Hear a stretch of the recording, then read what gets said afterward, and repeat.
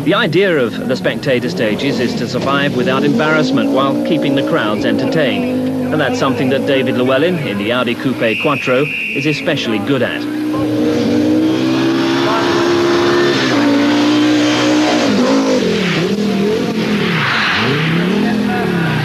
Watch the Llewellyn style at Wollaston Park and you won't see too much first aid caution here.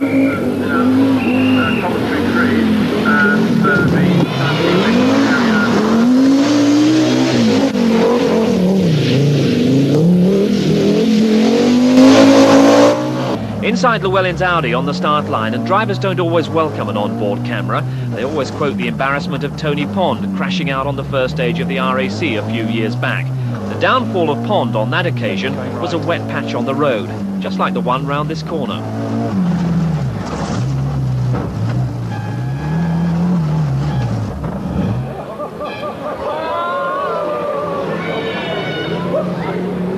Unlike Pond, Llewellyn avoided playing pinball with the trees, and you have to applaud the reaction of co-driver Phil Short, swiftly sounding the horn to scatter the photographers.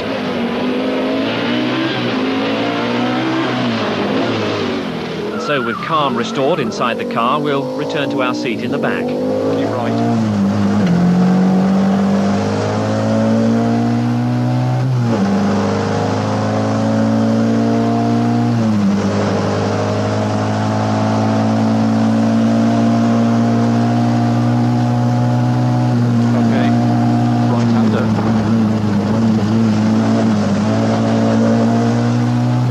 Tight hairpin.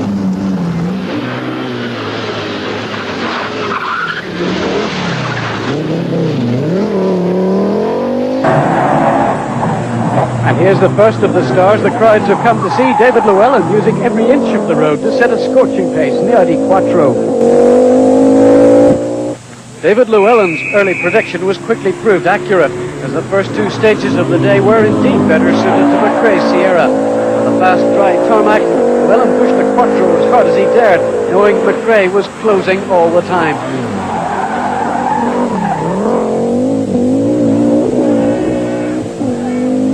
And responds to McRae's 3-second lead. The answer is emphatic as the Quattro races ahead once more.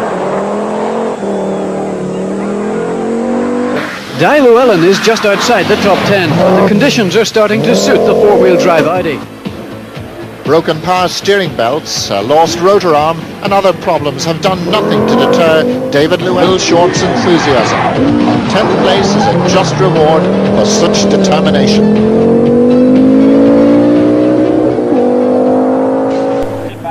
The winding roads of Northern Ireland, a loop starting and finishing in Belfast, provided the tough first aid test. The four-wheel drive Quattro of David Llewellyn led the way, and the emphasis this year was on aggression from the start. New regulations had cut the circuit from its previous 5-day marathon.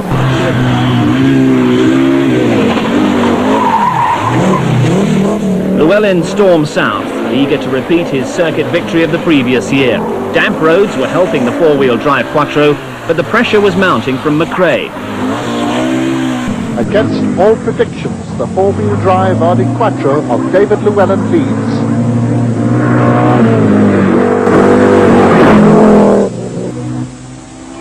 Special stage 4, and Di Llewellyn is fighting to hold a 6-second lead over Russell Brooks. By the start of stage 5, Llewellyn's lead is just 4 seconds. But McRae realised that Llewellyn wasn't allowing him to get completely away. The Welshman took 6 seconds off the leader here.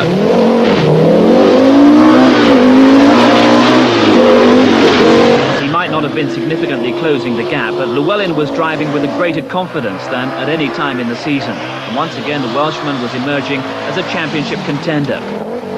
And it was more like the Mark Lovell of old as well. Llewellyn continued to set the pace, just as he had done in the opening round in Yorkshire, when a crash in the forest ended his hopes of victory. But with the BMWs and the Fords with problems, Llewellyn confessed he was surprised to be in front. Of Boyd's Autodrome would complete the first day. David Llewellyn in the Audi Quattro Coupe would be the rather surprised first day leader. The traditional Waterford Sunday run, normally the halfway point in the rally, but now the climax of the event. Llewellyn gambled on wet weather tyres, hoping for the conditions that would suit four-wheel drive, but it was never really wet enough. From this first stage of the day came the news that Russell Brooks had hit a tree in the cadet and he was out after a gutsy two-day challenge. So it was Llewellyn versus McRae for the Circuit of Ireland. David Llewellyn in the Audi Quattro Coupe with Phil Short co-driving, settling for second and his first championship points of the season. 10,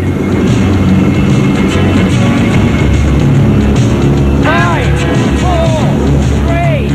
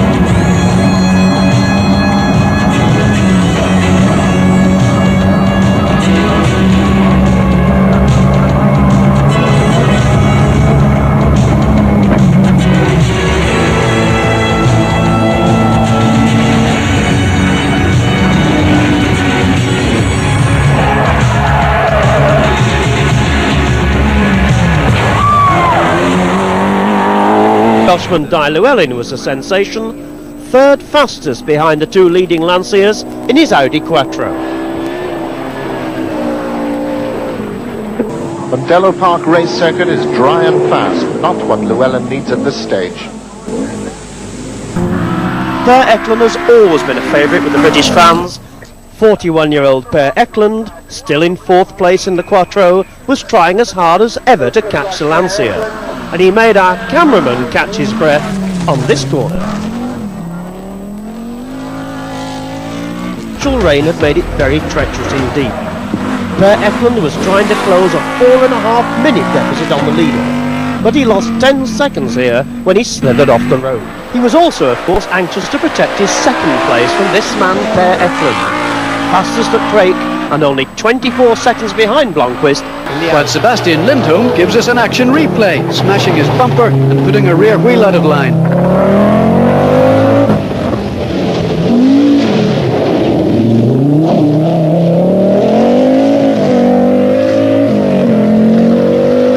Per Eklund, one of the most experienced men in the field, in the Audi Coupe Quattro. He'd been quickest of all when the conditions had been at their toughest.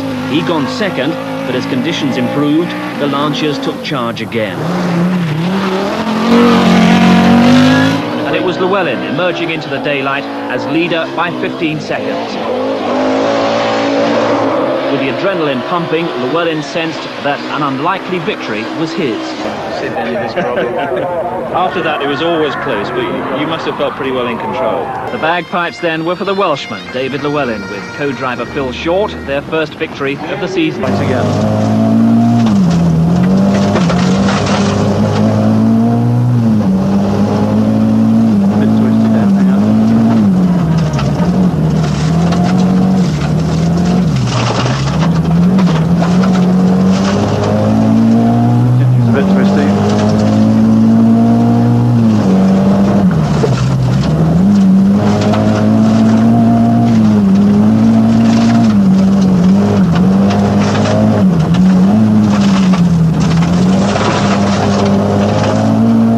Welsh isn't a pace note rally, so there are no complicated coded commands from co-driver to driver. Instead, just gentle guidance from the published roadbook. The best advice for the driver and all those of nervous disposition: keep your eyes on the road and ignore that steep drop on the right.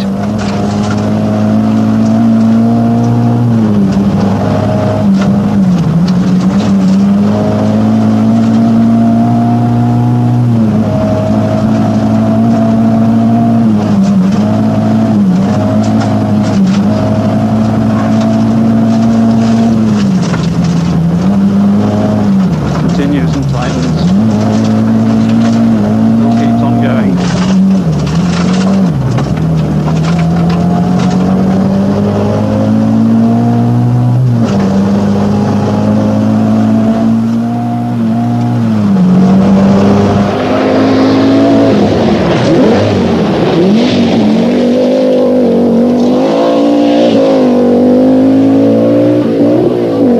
Sixth, a few problems continuing for Llewellyn, with the Quattro now down on power. The one note of hope for Llewellyn was that the rain had seemingly arrived in earnest at the Aberystwyth service, but it was no fun for the mechanics, who tracked the problem down to a broken rotor arm. But the loss of power seemed to remain for the rest of the weekend.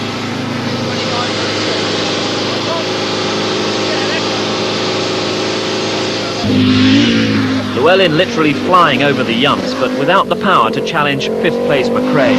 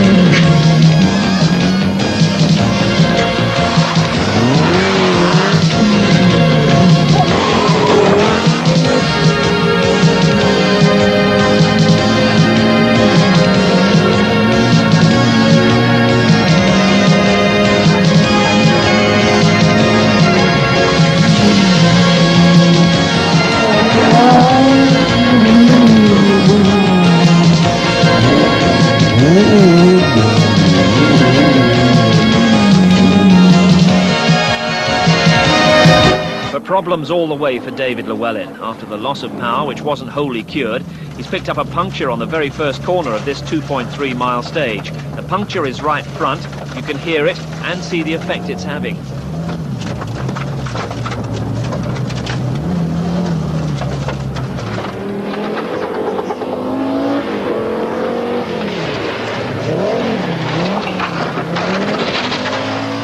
But Llewellyn disappointed with his sixth place on his home event.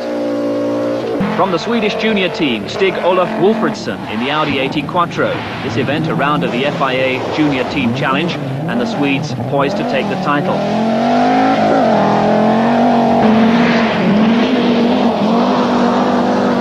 But Llewellyn in just the position he wanted to be, a position from which to challenge for his first victory on his home event. Let's watch that again. It seemed that Llewellyn clipped a pile of logs on an awkward, slippery corner and just couldn't keep the heavy Audi together.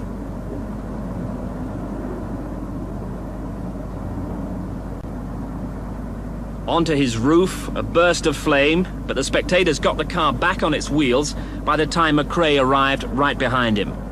The Audi pouring tyre smoke and dust into the windscreen of the Open champion. Llewellyn carrying on, but how much further can he get? Well, the answer is not very far. Emergency service at the end of the stage reveals a bent subframe along with the rest of the damage. Llewellyn's Welsh challenge is over, heartbreakingly close to victory. Well, it was just a patch of mud over a crest. I mean, it was a very slight corner, and with the car being quite heavy, when you hit piece of mud. Of course, the weight just takes it off, and we just hit a pile of logs on the outside and just sort of rode over them and went upside down just after. It damaged the subframe, bent it too badly for the boys to repair. They did try desperately for a quarter of an hour to try and keep us going, but they failed. I've wanted to do well on the Welsh for the last 5 years, so it just doesn't treat me well, Wales, at all.